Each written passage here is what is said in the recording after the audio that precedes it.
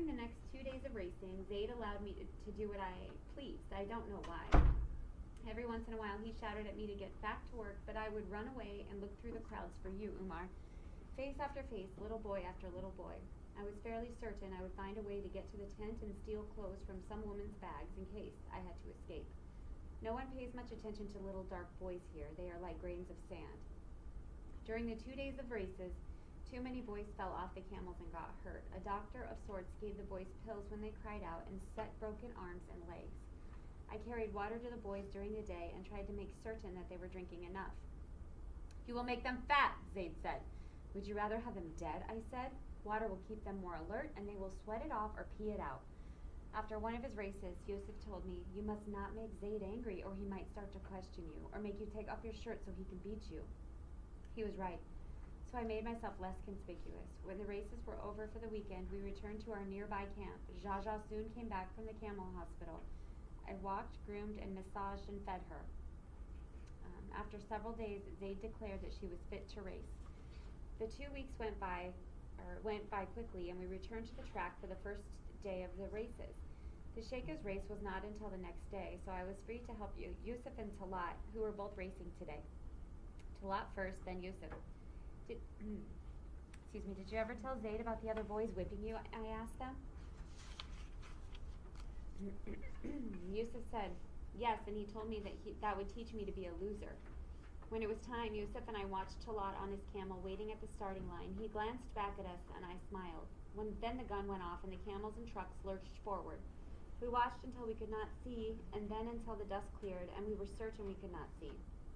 We ran to one of the TV monitors to watch. Poor Talat's camel was stuck in the middle of the pack. I couldn't see Talat for a minute. The camels began to move away from one another, but Talat wasn't there. His camel was riderless. I gasped. Yusuf ran to one of the trucks and shouted something to the driver. He hopped in the back and they drove away. I found the doctor, or whatever he was, and we waited for the truck to return. Within minutes, it came racing up to us in a cloud of dust. I heard Talat screaming before I saw him. Talat, I yelled, running to the back of the truck. Fix him, fix him. Tears streamed down his cheeks, but Talat was alive. He was moving and crying. The doctor pulled on his arm as he held onto his shoulders. Talat screamed. His shoulder was dislocated, the doctor said. He will be fine now. He left and I picked up Talat and carried him away to a quiet patch of desert. You're safe, I said. Yusuf patted the back of his head. You are safe. 30 minutes later, Talat seemed to have forgotten his injury. He left and I picked up Talat and carried him away to a quiet patch of desert. You're safe, I said. Yusuf patted his back and said, you are safe. 30 minutes later, Talat seemed to have forgotten his injury. I found him something cold to drink and we sat on the sand waiting for Yusuf's race. Cheer for me, Yusuf said as he left us to go saddle up. It will be like family is here. Your family is here, I said. We are your family, brother. Go claim your victory. He hurried away. Do you want to get closer so that we can see better? I asked Talat. He nodded. I took Talat's hand and we walked through the crowds to get closer to the race. I heard the gun go off. The camels surged forward slowly at first. They soon bunched together. I don't like when they do that, Talat said. They get too close. I know, I said. Suddenly one of the camels broke free from the pack, only she was coming our way, the wrong way. She was riderless. Yusuf, I whispered. I let go of Talat's hand and raced onto the track. Several men tried to grab the rope of the camel. I ran past them, toward the spot of color in the sand, a spot the camels kept running over, a spot the camels kept trampling over, forever it seemed, over and over, the spot of color bouncing as the hooves pummeled it. Or maybe it was a delusion or a hallucination. I felt like I was in a dream, and I could not run fast enough, and I could not scream loud enough, and I kept calling Yusuf's name over and over. And when I reached Yusuf's side, when I sank into the sand next to him, it was as though he were asleep. Like all those other times I had seen him sleeping, only this time a drop of blood sealed his lips, like wax on an ancient letter, just one drop, and I knew Yusuf was not asleep. He was not injured, he was dead. I screamed and wept, then I leaned over and kissed his lips and sent him on his way. I don't remember much about the rest of the day. That night, Talat and I lay together in our tent. His arm hurt, but he did not cry. He wiped my tears. Every time I closed my eyes, I saw Yusuf in the sand. It was my fault he was there. Zaid had wanted to leave him behind.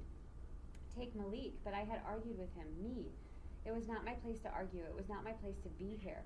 I had one more chance to make it right, just one. In the morning, Zaid said Talat would have to ride again since they were short 2 jockeys. He hurt his arm, I said. He is fine, Zaid said. No, he's not, I said. Touch his arm and he will scream. That is because you baby him. It is his job to ride, and he will ride. I looked from Zaid to Talat and back again. Then I will not ride Jaja, I said. Then I will beat you, he said. I still won't ride, I said, and the Sheikah will wonder where I am. She might even send for me, and I would have to tell her how you treat your jockeys.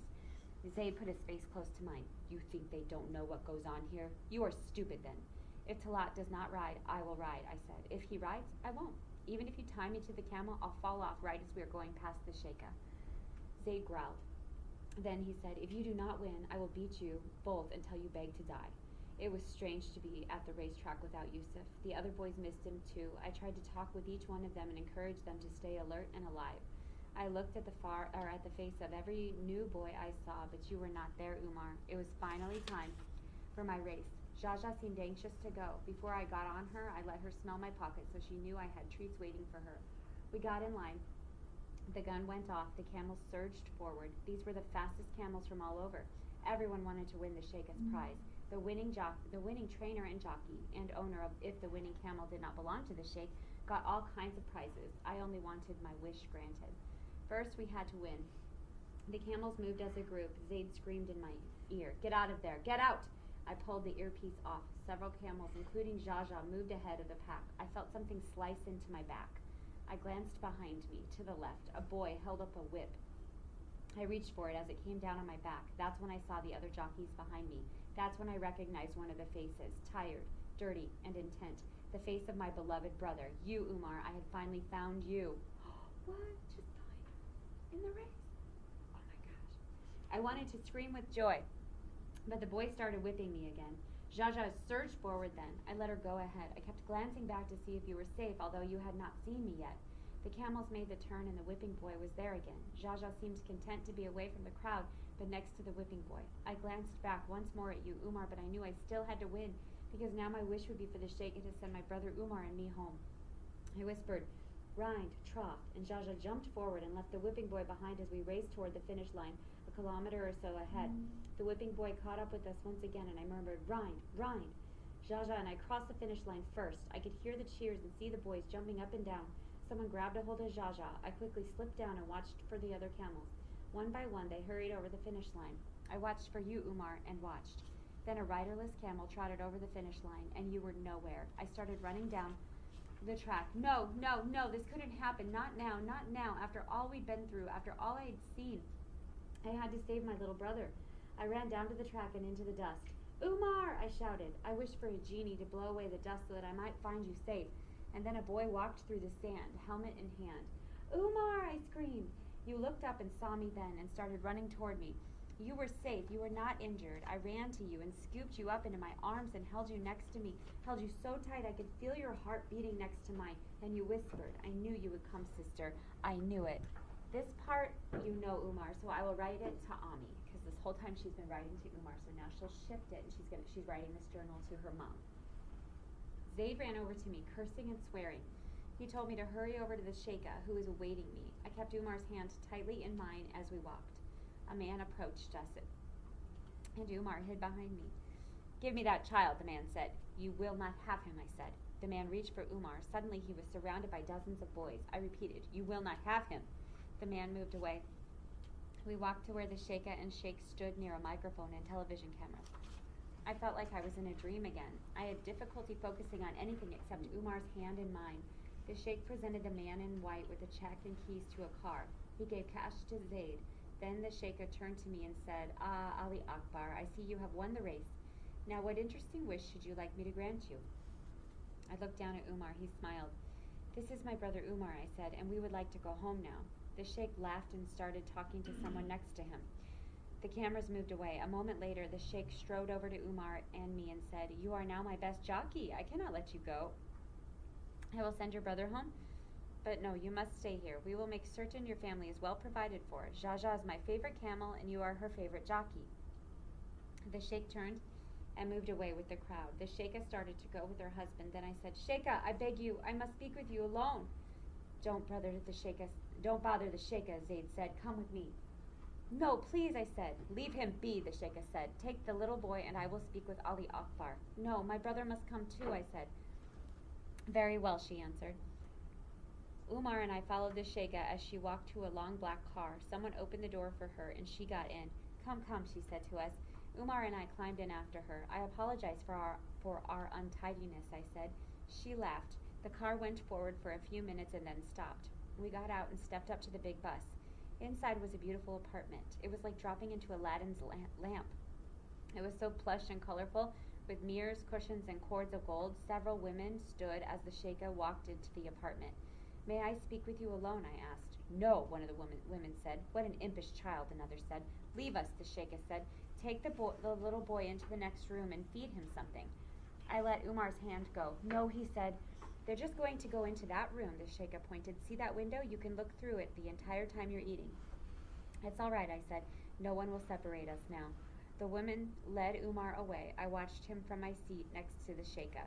I must plead with you to ask the Sheikh to let me go, I said. I don't want to embarrass you or the Sheikh, but it will eventually come to light, and I'm afraid it could cause me to lose my life and your husband to lose respect. What is it? The Sheikha asked. I leaned over and picked up the red scarf from the back of the chair, and I wrapped it around my head and let it fall over my shoulders. My name is Nadira, I said. My brother was kidnapped and brought here to work as a camel jockey. No one was doing anything to get him back, so I disguised myself as a boy and came to rescue him.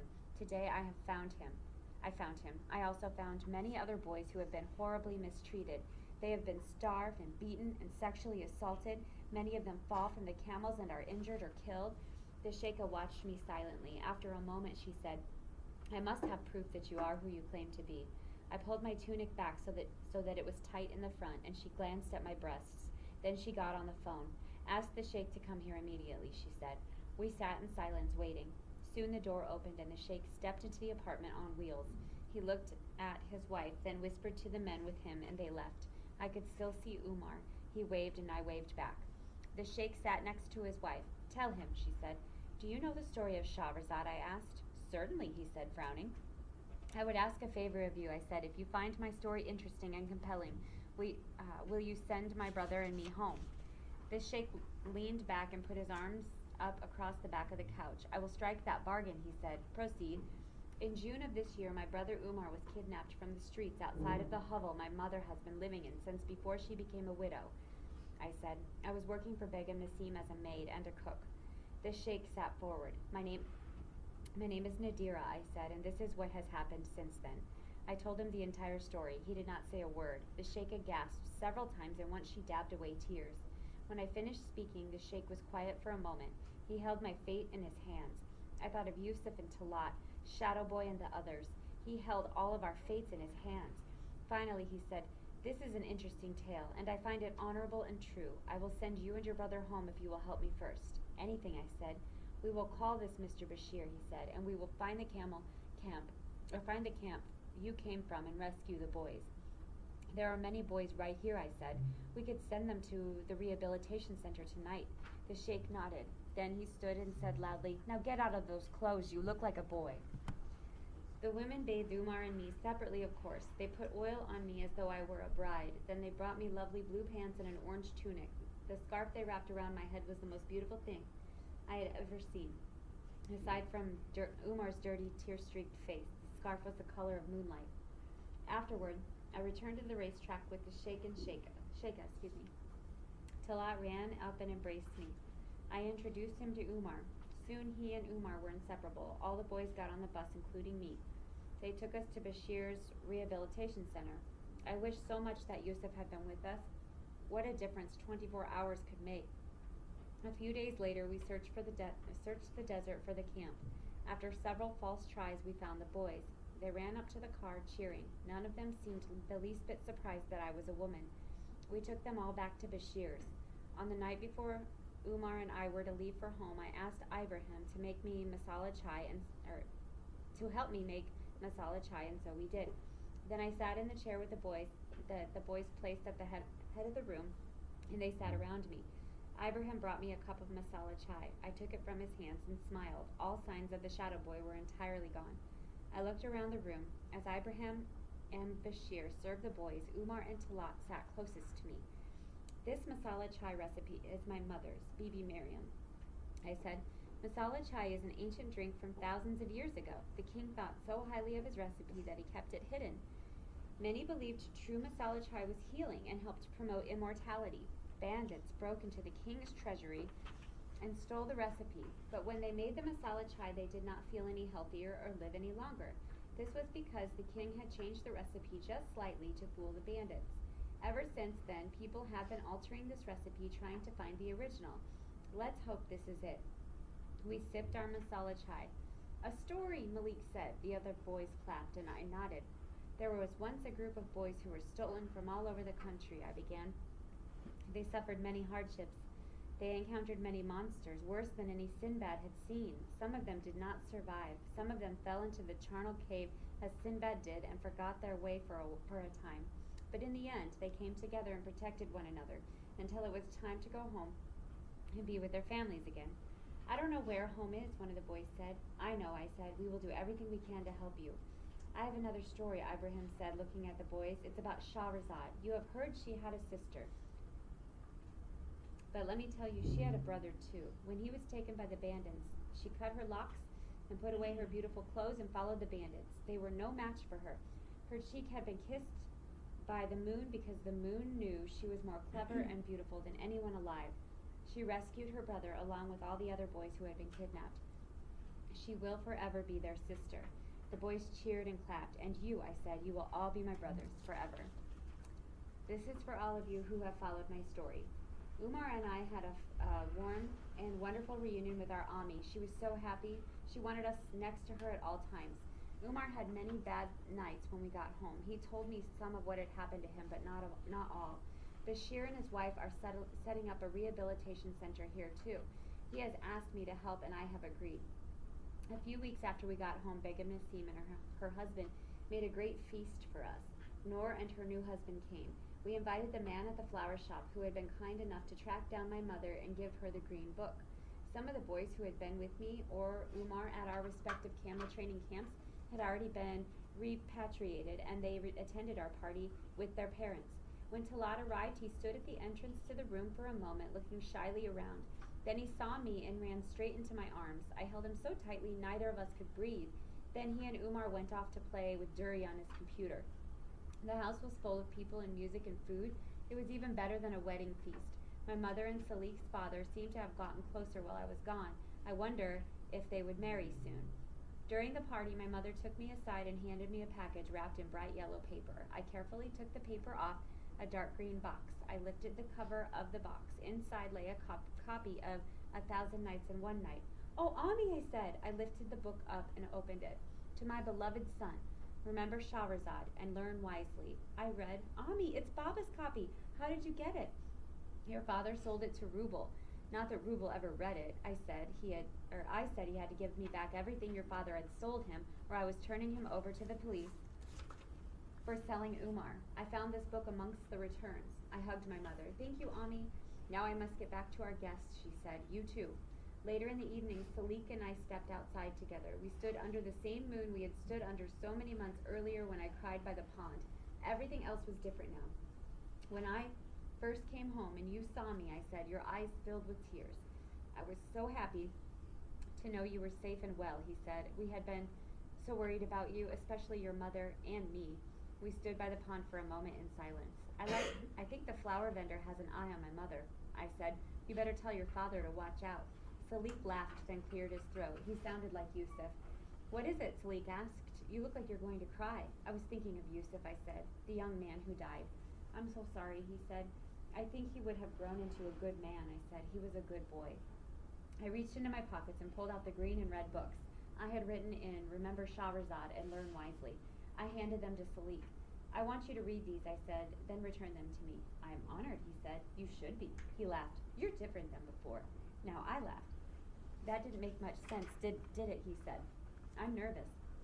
I want to ask you to be my wife, but I don't know how. I mean, should I get a marriage broker? Should I talk to your mother? You are an odd person, I said. He nodded sadly. I like that about you, I said, but you don't have to ask anyone about marrying me because I don't want to get married. You don't? No, I don't want a man telling me what to do, I said. What if I promise I won't ever tell you what to do, he asked. I don't want someone fussing about me working with Bashir or anyone else, I said. I want to help those children. Maybe I want to help with you, he said. The sheikh has offered to pay for an operation to remove the scar on my face, I said. I haven't decided what I'll do yet. It feels different now, like it's not a scar. It's a mark that has nothing to do with those men in the village. We'll see. How about this, Salik said. If I tell you an interesting story and in the end you agree it is interesting, will you then marry me? I said, we'll see. Nadira! Umar ran out of the house toward me. Nadira, come. The boys want to hear a story and they're calling for you. Umar grabbed my hand. I knelt down so our faces were opposite each other. Umar, you never told me what the kidnappers said to get you to go with them, I said. They said my sister was in trouble and needed my help. Oh, Umar, I said, embracing him. After a moment, he pulled away and said, before we go inside, I want to see the moon. I pointed to the one overhead. There it is, I said. No, not that one. I moved the scarf away from my cheek so he could see it. Umar leaned over and kissed the scar. Does it hurt anymore? He asked. Not a bit, I said. I stood and took his hand. Umar grabbed Salik's hand and the three of us went back into the house where my mother was passing out masala chai. I changed the recipe a bit, she said as she handed me a cup. This just might be the original recipe. You never know.